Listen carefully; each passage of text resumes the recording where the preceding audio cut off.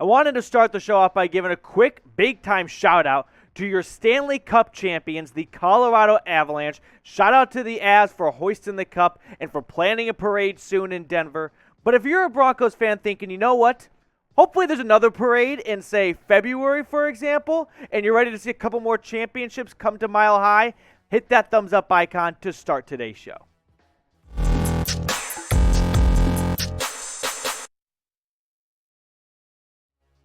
What's going on, Broncos Country? Welcome into the Broncos Breakdown by Chat Sports. Matthew Peterson here with 5 surprise cut candidates. Now, I have 2 quick things I just want to get out of the way early on in the show. 1, the word surprise carries a lot of weight, meaning if you think it's outlandish that someone to this magnitude could get cut, you're kind of right. That's what surprise cut candidates mean. 2, this is purely based off of ESPN's roster projection for the Broncos. So all I did was look at ESPN's 53-man roster projection and notice, this guy isn't there. That guy's not there. Former team sack leader, former starting quarterback, 5th-round pick a few years ago, possible breakout candidate, or a fan favorite. That's what we've got on tap for you guys. So the first surprise cut candidate is a sack leader, Malik Reed, right? This is like prime Broncos trivia in a couple of years. Who led the Broncos in sacks in 2020? I don't think many people will remember it was Malik Reed and kind of a forgotten lost season, but he is not on ESPN's roster projection under linebackers. Here's who Jeff Legwold, who covers the Broncos for ESPN, had making the roster in the linebacker position, right? Chubb, Gregory, Jewell, some of the big obvious names, but no Malik Reed, right? No 2020 team sack leader, UDFA, to go from Nevada to 8 sacks in 2020, leading the Broncos across the board, 5 sacks last season.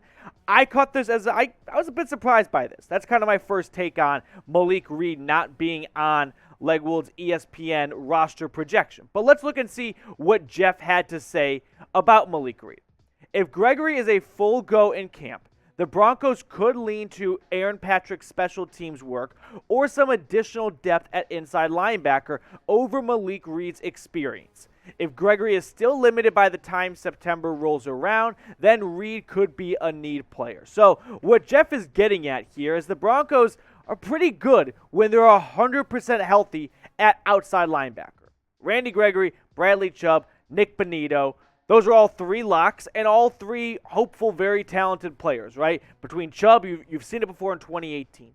Gregory, you hope you can see it over the course of a full season. Bonitto was their first draft selection. Then you've got high expectations for a pair of sophomore players, Baron Browning and Jonathan Cooper. That's maybe where Malik Reed gets edged out a little bit. My, pushback to Malik Reed not making this roster projection is you must have a ton of faith in Randy Gregory and Bradley Chubb's health. Because let's say just one of them goes down for a period of time. Then you're starting most likely Nick Bonitto opposite of, say, Chubb or Gregory, right? Whoever the healthy guy is. And it's next man up, and in my opinion, that would be Malik Reed. Now, if Bradley Chubb and Randy Gregory play all 17 games, and you bring in Nick Bonitto for obvious passing situations, and you take out a Najim or a DeShawn Williams, whatever it may be, sure, maybe Malik Reed can't help you out a ton there because he doesn't offer you special teams abilities like Aaron Patrick does. But how quickly things could fall and get ugly if you don't have Gregory or Chubb for stretches of the season. And you picked Aaron Patrick, who hasn't shown much in the pass rushing department like Malik Reed has so far. But I'll let you guys weigh in on the show early on. Give me a surprise cut candidate, all right? You can tag me on Twitter, by the way, at Matthew Petey, and let me know who you would roll with. But I'm curious. I want to know who you got not making this roster that everyone else would be like, whoa, that's a bit of a surprise right there. Also, we need to reach 8,250 subscribers or else, and I truthfully don't know what the end of that sentence is. That's just the slack I got from my boss this morning when I sat down at 9:30. I don't want to know how that sentence ends right now. So help me out. We're 32 subs away. If you love the Broncos, if you love getting free daily Broncos content, it's free, it's simple. You hit, smash, tickle, I don't care what, that sub button, and boom, you're locked in. Next cut candidate is Kendall Hinton, another player who fell short of ESPN's roster projection for the Broncos, and this one's tough, right? I mean, this is just pour one out for the greatest quarterback in Broncos history the last 5 years. We'll never forget the Broncos-Saints game where the NFL just boned. God forbid Blake Bortles and Drew Lock are honest, and then boom, we get to watch whatever that masterpiece of a game was. But Kendall Hinton last season for Denver was pretty much a non-factor in the receiver department. 23 targets, 15 receptions. That lone touchdown coming in the Steelers game where Bridgewater in the offense decided to do nothing until the last 6 minutes of the game, and Courtland Sutton had his last touchdown for weeks after that. But here's who ESPN has making the Broncos roster at the wide receiver position. Mostly obvious names. The top 4 are locks. It's Tyree Cleveland and Travis Fulgham that are a little interesting because he doesn't have Seth Williams. He doesn't have, more notably in my opinion, Kendall Hinton making this roster. But of those 6, but mainly 4 wide receivers, which wide receiver do you think will have the best season? You can honestly make arguments for all 4 guys. Jerry Jeudy is the most talented. Courtland Sutton is the most proven. Tim Patrick is the glue guy. He keeps it together at times. KJ Hamler could be the new Tyler Lockett for Russell Wilson. Let me know. I'm curious who you got down below in the comment section. My next surprise cut candidate, or really ESPN's, is the linebacker, Justin Strnad. So this one came to me as a bit of a surprise because let's revisit ESPN's roster projection for the linebacker room. Are you noticing maybe one position that towers over the other? A lot of outside linebackers and not a ton of flexible players, right? Chubb is not moving inside. Gregory is not moving inside. Baron Browning could move inside since he started there. Benito is not. Jonathan Cooper is not. Aaron Patrick, maybe, I guess, but he hasn't really shown you much on the tape outside or inside. So to me, 3.5 inside linebackers, Josie Jewell, Jonas Griffith, Alex Singleton, and maybe Baron Browning, right? He started inside linebacker last year, but they moved him to outside linebacker this offseason.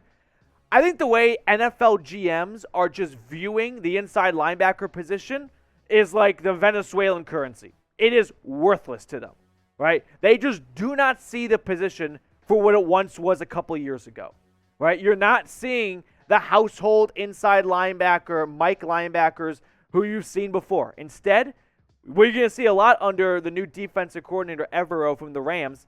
A lot more nickel and dime sets, right? Taking a linebacker off, tossing an extra DB on there, going fast, and not having someone who's a liability in pass protection. So Strnad, who young in his career, right, picked in 2020, missed his entire rookie season. Last year, he made 5 starts for the Broncos, appeared in 16 games, 36 tackles, didn't really make a name for himself on the stat sheet, but it's hard to do that for linebackers in my opinion. So when I watched him play, I wasn't, appalled at the, what he was doing out on the gridiron, but was he cementing himself on this Broncos roster for years to come? No, not exactly. We've got more surprise cut candidates to get to in just a moment, but I want to tell everyone watching about a fantastic deal right now over at Fanatics. You don't just get one shirt. You get 2 shirts when you go to chatsports.com/Broncos combo, plus 40% off, all right? $29.99 right now. I'm not going to sound like a teleprompter here to you guys, but listen, it's hot out. We all know it's hot this summer, so make sure you got some awesome Broncos gear, plus in a short, a cool short t-shirt by going to chatsports.com/Broncos combo. I've got that link for everyone in the comments and the description of the show.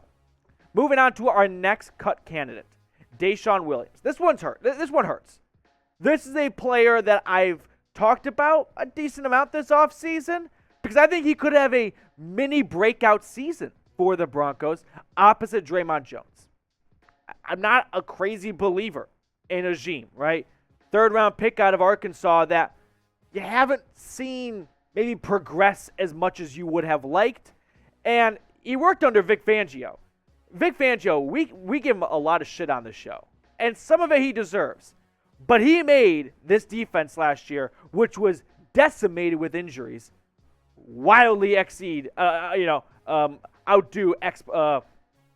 expectations. So DeShawn Williams, who started basically the last 10 games. He started the last 8 games, but he hurt his elbow in week 16 or week 15. No, week 16. There's 18 weeks now. And missed the last 2 weeks of the season. So for him not to make this roster was a bit of a surprise, in my opinion. Final surprise cut candidate. I don't really know if it's a huge surprise, but Brett Rypien. I mean, if Kendall Hinton's not QB1, it's Brett Rypien, right? The fan favorite.